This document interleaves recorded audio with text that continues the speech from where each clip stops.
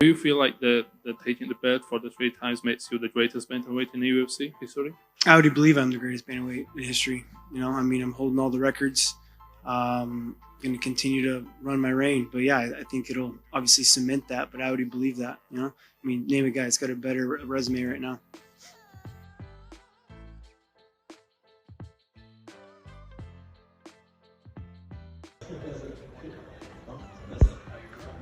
Oh, yeah.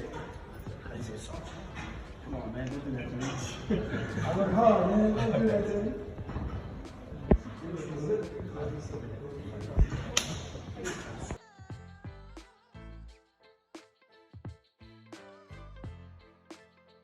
Khabib will be in your corner. How did that work? Did you ask him? Did he offer? How did that happen? Yeah, you get comfortable with the people you usually have in your corner. But seeing how we train over there, and when we spar, it's different because you're in the cage by yourself. It's like a fight. So you're in the cage with your opponent, and in between rounds, they're cornering you and they're throwing you tips and telling you what to do. And in between rounds, he'll come to your corner, hey, do this, this, and this. And just seeing his knowledge and his view, I'm like, dude, this guy's a genius, and he's good. And it's like some guys can fight and not coach, but he can do both. And I brought it up to him, and he's like, yeah, of course. And then Ali called me. He's like, Habib said he's gonna be in your corner. Like, he just doesn't corner anybody. So that means he has respect for you. He knows how hard you're working. He knows that what that means. You don't know what that means because he won't just do that for anybody. And I was like, man, that's an amazing thing. And yeah, with Habib in my corner, I can't. Dillashaw keeps popping in my fucking feed. And man, TJ, you are the scum of the fucking earth.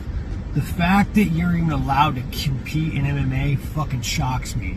And let me tell you why you're scum. Like when you beat a guy, maybe you would have won, maybe you wouldn't have won.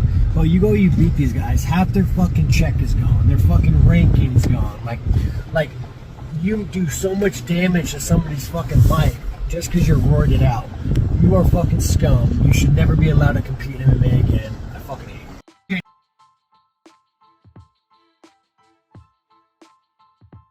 Then finally, I'm sure you heard, but Dana White compared this fight to when Conor fought Jose Aldo, and Sean was in here, and he said he thinks it's bigger and it's a sweeter fight than that. So I'm curious what you made of Dana White's comments comparing that massive fight to your fight with Sean. Ну, с точки зрения пиар, безусловно, этот бой похож, да, на бой Алда с Конором. Поэтому, так как Шон является проектом и позиционирует себя, хочет быть как Макгрегор, но я уверен, что исход просто будет другой. Considering PR side of things, you can definitely compare it to Conor Aldo fight, and Sean is a UFC project and Conor wannabe, but result of this matchup will be different. And finally, I'm sure you heard, but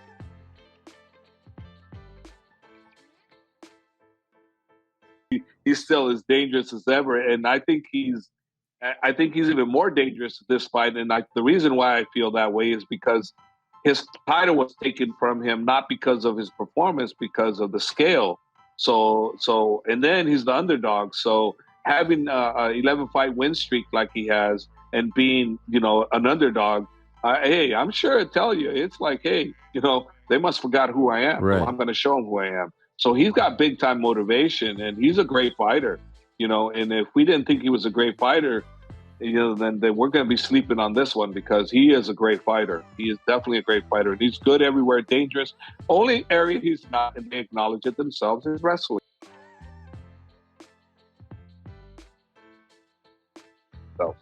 Back to the fight itself, could you tell me how you think it's going to play out? Obviously, you're very confident.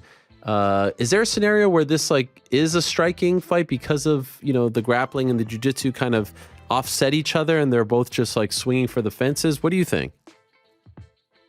Well, what I think is this, okay? I think that Charles is great on the stand-up, can knock you out with anything, legs, knees, elbows, can choke you on the stand-up. He can do anything. On the ground, he can do the same, and he's dangerous off his back. But the one area that we win is the area where we can dictate where the fight's going to go. So we can decide how we want to fight this fight, meaning Islam, right? Because Charles, if he wants to take Islam down, good night. That ain't gonna happen. He's just not. That's not his game, and he's not going to practice that game. He would take a long time to get experience being able to do that. But we, on the other hand, can take him down. We, on the other hand, can stand with him. So if things aren't going right on the stand-up, we'll take him down. If things aren't going right on the ground, then we'll stand it up. You know. So that's the big advantage that we have, and I think, if I'm not mistaken, that's why the odd makers are slightly having us favored for that very reason, that we can control where the fight's going to go. And as you know, as well as I know, following the game for as many years as we've been involved, he who controls where the fight goes is the majority of the time the winner. And I believe we are going to control where the fight goes.